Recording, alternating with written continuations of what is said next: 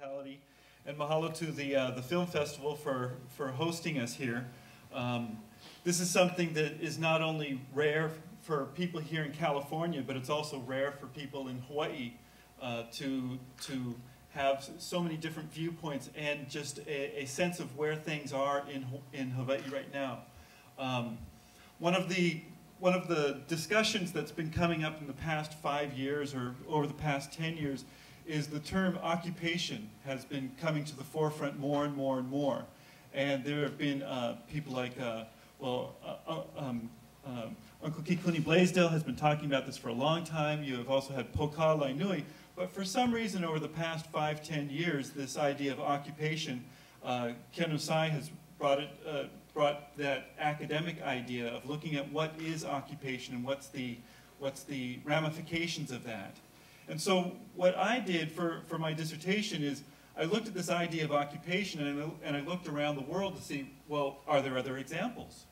Are there other examples of occupations? And are there other examples of occupations that have taken a long time so that we might be able to look at those examples to see what can we learn from them? And I got on my computer one day and I looked at every country in the world. I went to the CIA website and I went through all... Too much time. yeah, right. It took me about 5 days. I'm like, oh, A, B, C, got down to New Caledonia, and all the way, and started looking at every country in the whole world. And what I was looking for is 3 basic things, really basic things. The idea of occupation, and what that means is one country going into another country without the transfer of sovereign title. So is it an occupation? Then does it include all of the territory of that country? And is it for over 25 years? I just wanted to look at one generation. And so I looked after 5 days, looking at every country in the world. There were only 3 examples that I could find that had similar circumstances. And those were the countries of Latvia, Lithuania, and Estonia, next to Russia. Yeah. So you'd think, like, gosh, someplace over in Europe, is anywhere similar to Hawaii? Maybe it would be Guam or maybe Native Americans or whatever. But what I found out in looking at Latvia, Lithuania, and Estonia is because they went through this circumstance of having a prolonged occupation similar to Hawaii, the process that they followed to end that occupation could also apply to Hawaii. So for my dissertation, I went out to Latvia, Lithuania, and Estonia, did 20 interviews. I interviewed some former presidents, some parliament members, one of the generals that took over after the occupation of Estonia ended, interviewed some activists, and then I went over to Hawaii. And what I did is I asked the exact same questions that I asked the people in the Baltic states, but I only changed the words. Instead of USSR, it said US. And instead of the Baltic states, or Latvia, Lithuania, and Estonia, it said Hawaii. And so by asking these same questions, I was able to get an idea of where things are at with Hawaii. So the basic information that I came away from this with is, one, we're talking about a different category. We're not talking about Native Hawaiians or Aboriginal Hawaiians per se. What we're talking about is citizens or subjects of a country. So you could be Chinese and have been in Hawaii prior to January 16th, 1893, before the occupation began, and you'd still be categorized as a Hawaiian Kingdom subject. So you have this wider view of who this affects.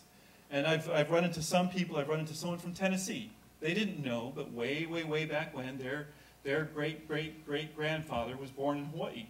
And by the idea of birth on the soil, jus soli, they would count as a Hawaiian Kingdom subject.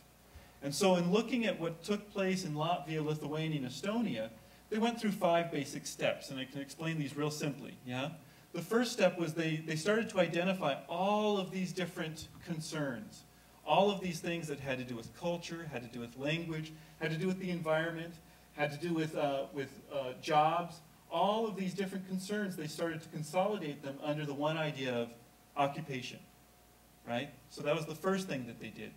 The second thing that they did was they started to put together these large political groups.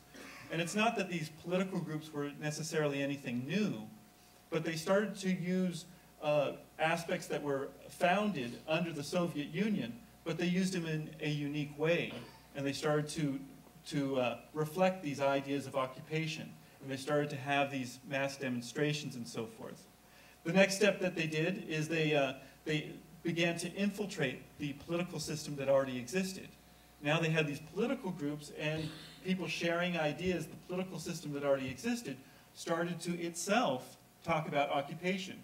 So what that means is that the Supreme Soviets of these countries were talking about occupation. And what that means in terms of Hawaii, that means that the political system existing here would be talking about the idea of occupation. Then the fourth step that they did was they registered the electorate of who could trace their ancestry to before the occupation began.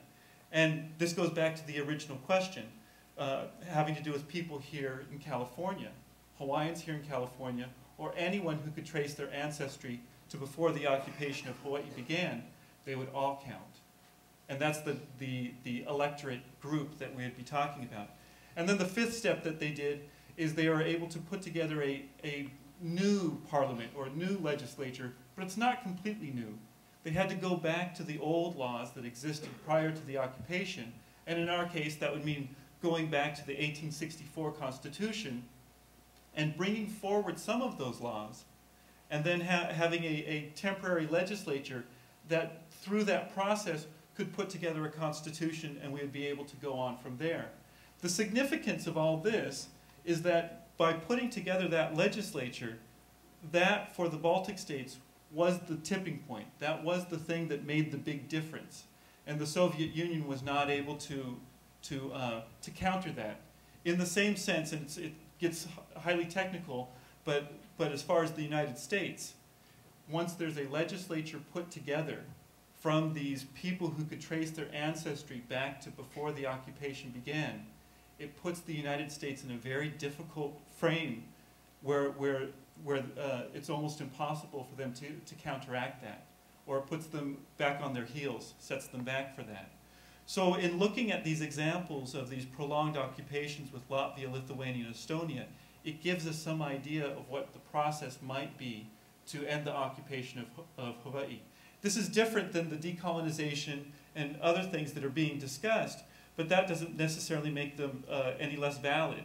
But what I'm presenting here is, if we're talking about an occupation, which is the case with Hawaii, then we can look at these examples of other occupations that took place and learn from them. So thank you very much.